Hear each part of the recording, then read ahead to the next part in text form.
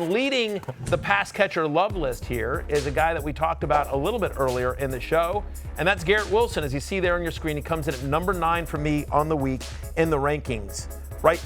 Every game so far this year, doesn't matter if it's Justin Fields, doesn't matter if it's Tyrod Taylor, every game this year, Garrett Wilson's had at least a 37% target share. Not a typo, 37%. By the way, the Dolphins, as we talked about that defense, they allow the highest catch rate per game to opposing wide receivers. So you're telling me a team that's allowing the highest opposing catch rate to opposing wide receivers is suddenly going to face a wide receiver that's going to get a massive target share, 37% at least in every single game. Oh, by the way, every game this year, the Dolphins have also allowed a touchdown to a wide receiver.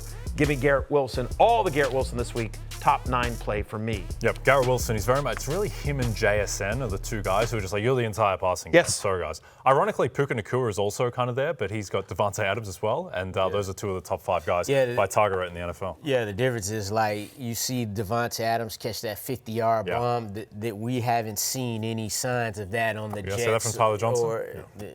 Yeah, all right. Garrett Wilson, baby. We have seen that from Rome Odunze, though, who is my contribution to the love list. I thought this is going to be DJ Moore's passing game, primarily as a receiver. Not the case at all. Just have to concede defeat on that. Rome Odunze, this offense is running through him through the air, and he gets a very favorable matchup against the Raiders secondary that does not look particularly good at the moment. It's a very high total matchup that's pushing 50. As a total, so Rome Odunze, I think Lawrence Caleb Williams, he's shown big strides the past couple of weeks. He looks much, much better than he did last year. He's done it each week. He's gotten better, and the one consistent is Rome Odunze with him scoring every game. Odunze is, so he's the one leading the target. He's the guy now. So Caleb Williams knows that's getting Luther Burden involved, but even with all that, it comes back to Rome Odunze, and that's a big reason why Caleb Williams keep having his best game every week. I would over-under in this game is 47.5. I might even take the over here as well. I think this is going to be a sneaky shootout game, really fun. So, yeah, love Caleb in this game. Love Rome Odunze as well. I think actually, spoiler alert in terms of what's coming up here in quarterbacks, but I think Geno has a nice game here as well. I think you've got two reasonably well-functioning offenses against two bad defenses. I think this is going to be a fun one.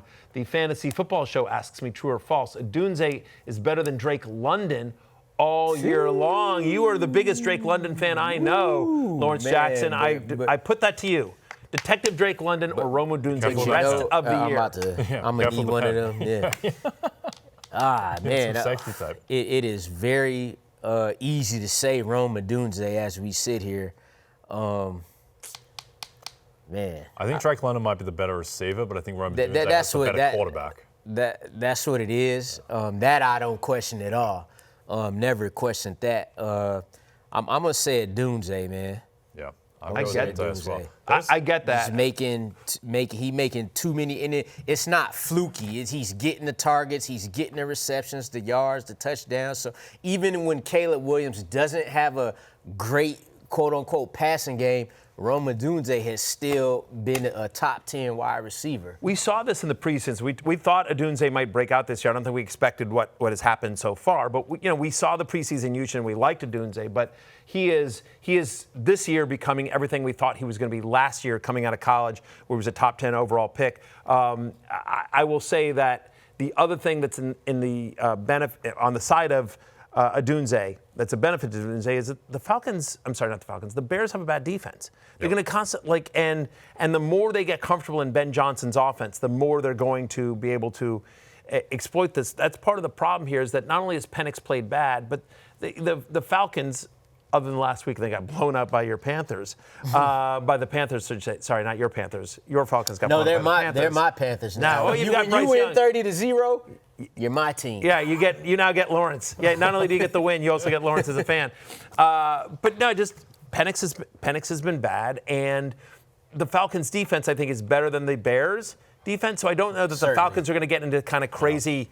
Again, they were down 30 points last week, but generally speaking, I don't think they're going to get. That's because of the offense. Yeah, that was the offense. I'll tell you what, Michael Penix, he's young. He's started 6 games in the NFL. I'm not going to write him off yet, but if 3 more games like that, like Raheem Morris, those guys, they coach for their jobs. Like they could be I wouldn't rule out a change there if it continues to look like this. We talked about this on Monday, which was that Raheem Morris was asked, hey, are you thinking about going back to Kirk Cousins? And now he shut that down. He's like, no, this is Michael Penix's job. But the fact is, Penix was bad enough that somebody could ask that question legitimately. Because they weren't asked that question in the preseason. No. They didn't ask it after game 1. No. But after game 3, they're like, are you thinking about it? Yeah.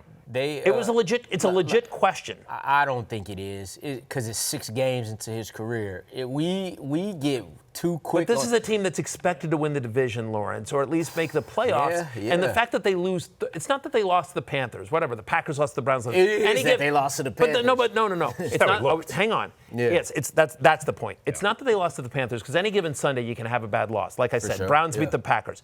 It's the fact they lost 30-0. It's how they looked. It's not that they lost a squeaker and there was a fluke play and the guy hit a 60-yard field goal at the buzzer to win. Like, you guys couldn't do anything against the worst defense in the NFL. I wonder if Kirk Cousins wasn't the backup, would the question be asked? Because when you got Kirk Cousins, who was a 10-plus year starter, that kind of... That's the problem. They should have traded him. That adds 10-plus year starter that they paid $100 million guaranteed to bring in. Yeah. So, no, I get and another year removed from the Achilles. I get why. And everyone likes him after quarterback. The elbow thing last year. Yeah, I wouldn't be shocked. All right, let's stay in the NFC South, but pivot to my former flame, the New Orleans Saints. I've moved on. I'm a Colts man now. But Cris Olave, Matthew, against the Buffalo Bills. The Saints are 16-point dogs in this one, so they're probably going to need to throw.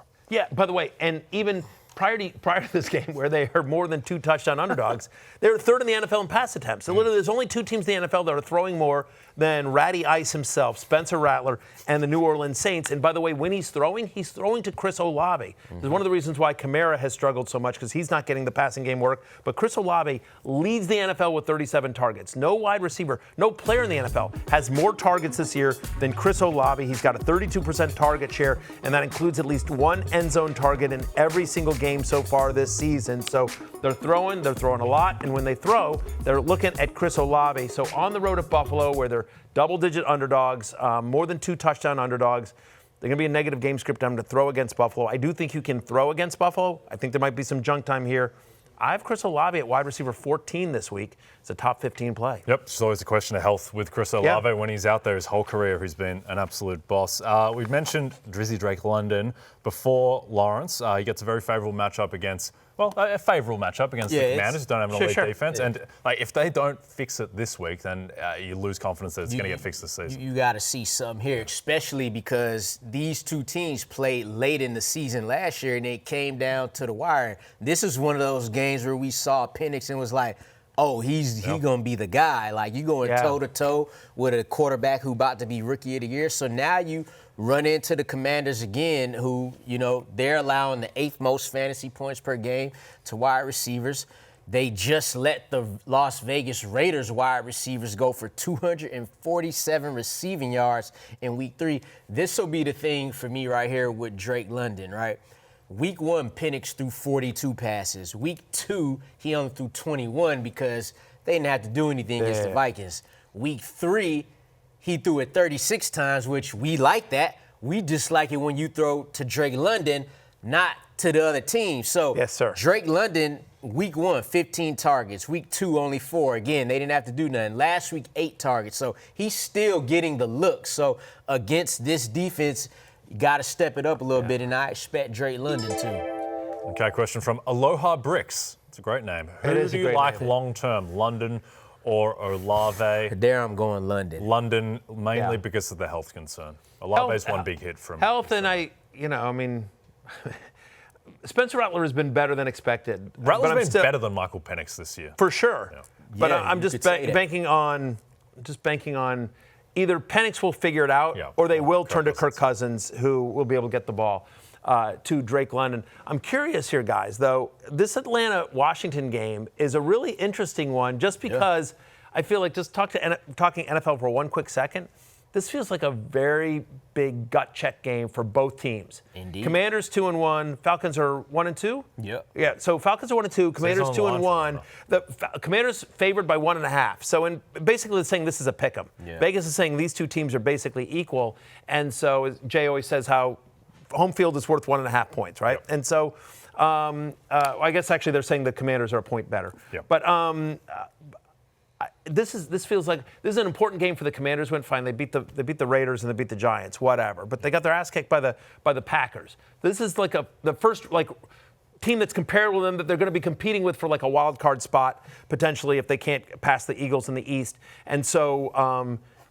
Falcons don't want to be 1-3, not with the Buccaneers off to a hot. So this is like a very important game for both teams, I think. Really interesting. Yep, absolutely. All right, let's go back to Dallas, where we'll be on Sunday, to Ferg Daddy. No, Jake Ferguson. The Fergler. The Fergler. Yeah, that's not bad. Fergalicious, who has been peppered with targets. 22 receptions on 26 targets over the past 2 weeks. He's averaging 19 fantasy points per game. We've already talked about this game, how we expect Dallas to be in passing game script for much of the year. It's worth noting that the Packers, for all their defensive prowess, they're actually bottom 3 in the NFL in receptions and yards allowed to opposing tight ends. Njoku and Fannin were decent last week in a low-scoring game against them with Joe Flacco. And so Dak Prescott, who's always looked towards Jake Ferguson, remember, no CeeDee Lamb in this game. So it's going to be Pickens and some combination of Jalen Tolbert and Kevontae Turpin. So I do think Ferguson, who they've looked to a lot, again, 26 targets just the last 2 weeks, should get even more love in a favorable matchup against the Packers as well. So the Fergler is a top 5 fantasy tight end for me this week. I didn't see Kyle Pitts on that top 10 list, Matthew. What's going on? You know, I'll tell you what's going on, Lawrence. You can make your own top 10 list. No. And I'm not on my own show. I'm on your show. So when I'm on your show, I want to see Kyle Pitts in the top 10, regardless of if he puts I'm going to ask NBC Sports right now, because they occasionally watch this show. It's clear they don't. It's the Peacock. Yeah. The Peacock sits in his office. Uncle Peacocky. I'm going to ask you right now, Uncle Peacocky, if you would, in fact, give my guy Lawrence Jackson a show. Let's debut the Lawrence Jackson show somewhere on. It's on Peacock. You know what I mean? Whatever. We got plenty of space. With no name, no Lawrence's football show, just the Lawrence Show. Right. Yeah, the Lawrence Show. The Lawrence Show. All right, let's get to others receiving votes. How about I got it. How about Lawrence Live with with sparkles and like a big exclamation point. It's Lawrence Live. I love and you're doing dancing and singing. You're telling jokes, magic tricks, and you're ranking Kyle Pitts #1 every single week. I love sparkles. I'm good with the last part. Yeah. All right, well, it's been the Quentin Johnson show in LA, Matthew, and he headlines others receiving votes. Go on, take it away, make some points. Sure. Look, QJ has had at least 7 targets in every single game this year, over a 21% target share, and he's hanging on to the ball. We like this matchup against the Giants, who've allowed the second most fantasy points to opposing wide receivers. I do think this is a game where McConkey gets off the schneid, but again, there's enough passing volume in this Chargers offense to support 3 guys, and QJ is a top 25 play for me this week. Let's talk about Ricky Pearsall going against Jacksonville again. Juwan Jennings working his way back, but last week with Jennings out, 29% target share for Ricky Pearsall, 7th among wide receivers in yards per route run through weeks. Brock Purdy back at practice. Hopefully he can go this weekend. We'll see, but it's trending in the right direction. I already spoke about Matthew Golden, that I think Matthew Golden has a breakout game this week. 84% route participation last week, 77% of the Packers' air yards last week. And we know you can throw deep on the Cowboys, so I think Romeo Doubs as well. But this is going to be a Matthew Golden breakout game. Again, they've missed just a couple of times, but I think against the Cowboys they connect. I'm as a top 40 play and kind of a deep sleeper. 2 tight ends on the others receiving votes. Hunter Henry against Carolina. No team has allowed more yards to tight ends than the Carolina Panthers. Henry, of course, coming off the big game. I'm as a tight end 6. And how about T.J. Hawkinson, the Hockler? Yeah, Hawk Daddy. Hawk Daddy.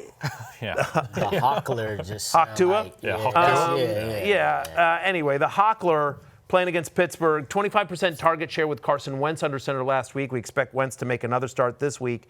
And the Steelers last week gave up 90 yards and 2 touchdowns to Hunter Henry, who we just talked about. Again, I think you can throw to the tight end against the Steelers. And so Hawkinson, the Hockler, Hawk Tua, whatever you want to call him, Hawk Daddy, he gets a bump with Carson Wentz under center. Hey, it's Matthew Berry from NBCSports.com and Rotoworld.com. And I want to thank you so much for watching whatever it is you just watched. Or if nothing else, being too lazy to click out of the autoplay after this video started, after whatever it is you actually wanted to watch finished. But now that you're here, I'd like to take a moment here to ask you respectfully, respectfully now, okay? I'm asking you respectfully to subscribe to the NFL on NBC YouTube channel. You'll get the latest Roto World fantasy news headlines, all sorts of great shows, including my own Fantasy Football Happy Hour. So go subscribe now. Again, I'm asking respectfully.